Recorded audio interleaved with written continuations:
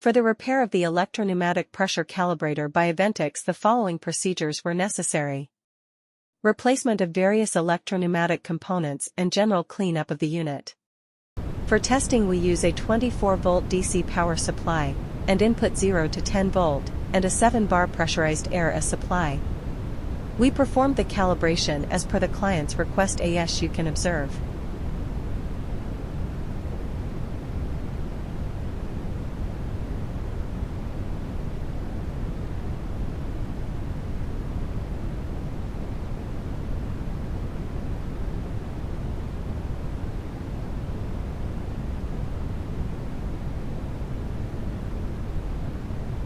It is now clear that the electropneumatic pressure calibrator by Aventics is working successfully and is ready to be delivered to the client.